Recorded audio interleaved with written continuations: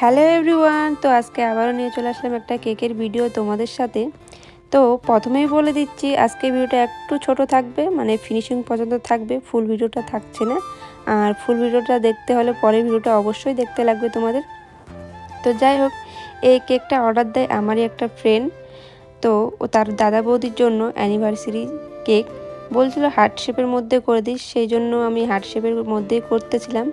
আর যেহেতু এই হার্ট শেপের কেকটা এবার নিয়ে আমি দুবার বানাচ্ছিলাম, তো সেই মতো তো হার্ট শেপের কেক কেউ চায় না, সবই রাউন্ড শেপের কেক চাই। তো সেই কারণে তোমাদের সাথে আর হার্ট শেপের কেকগুলো শেয়ার করা হয় নাই। তো যাই হোক, এই কেকটার তো ফিনিশিং পর্যন্তই থাকছে বললাম আগেই। আর কেকটা ছিল ব্ল্যাক ফরেস্টের মধ্যে।